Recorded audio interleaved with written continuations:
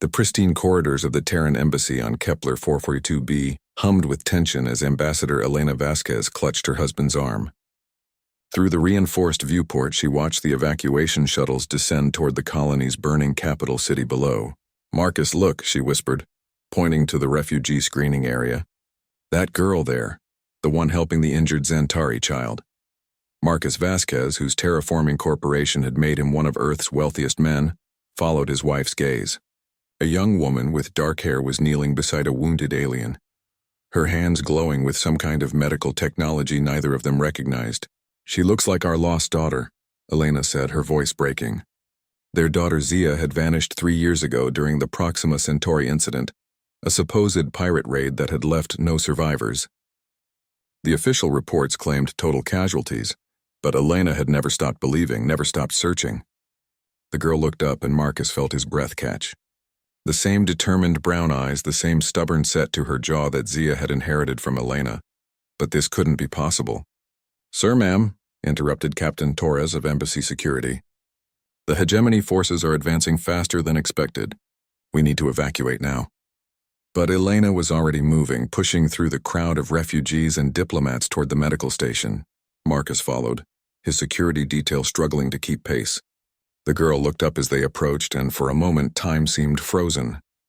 Recognition flickered in her eyes, followed immediately by something else. Fear? Anger? "Mom?" she whispered, then caught herself. "No, Elena Vasquez. I should have known you'd be here." "Zia?"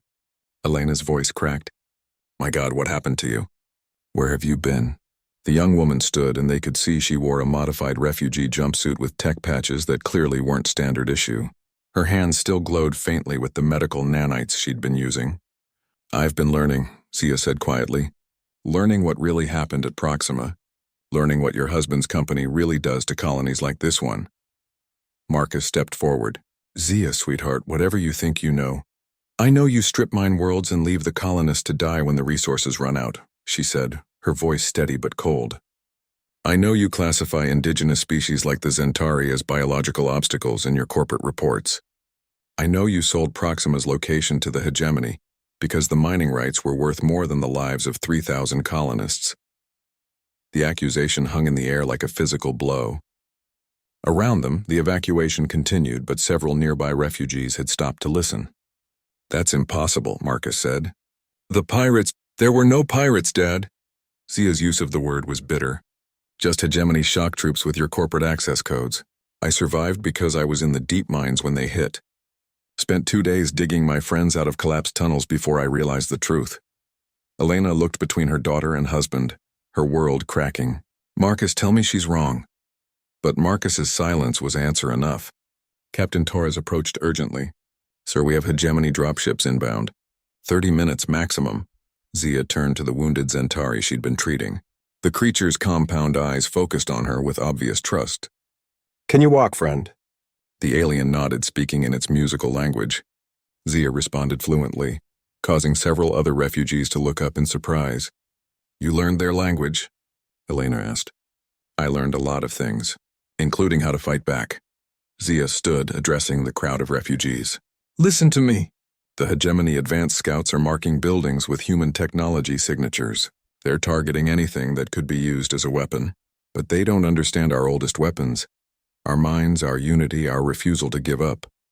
She pulled out a small device that projected a holographic map of the colony.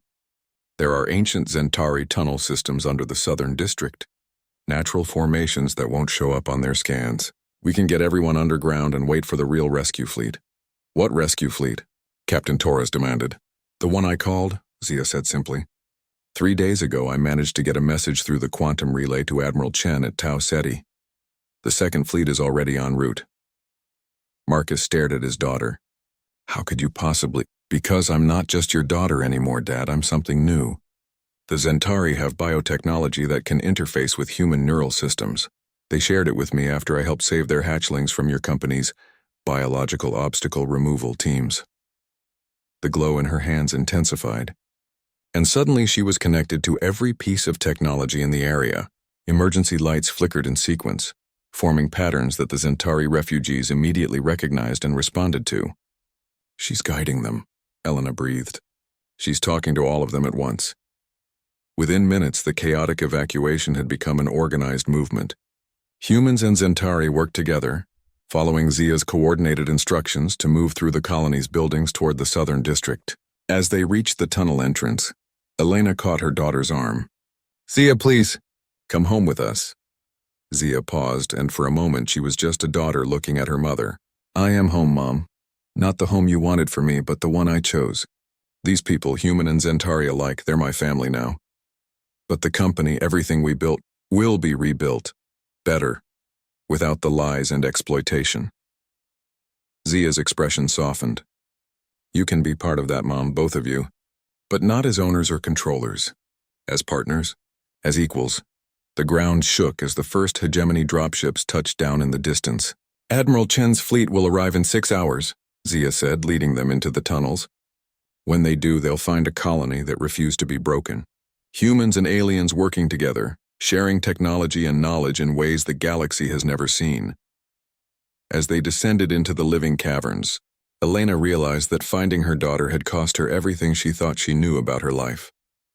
But watching Zia move among the refugees, human and alien alike, translating languages, sharing medical nanites, coordinating defense plans with impossible efficiency, she felt something she hadn't experienced in 3 years.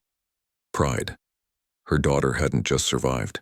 She had become something unprecedented, a bridge between species, a fusion of human determination and alien wisdom. She had taken the worst humanity had to offer and transformed it into something beautiful. The hegemony would find no easy conquest here. They would find humanity at its finest, adaptive, collaborative, and utterly unbreakable. Outside, the battle for Kepler 442b was just beginning. Below ground, the future was being born,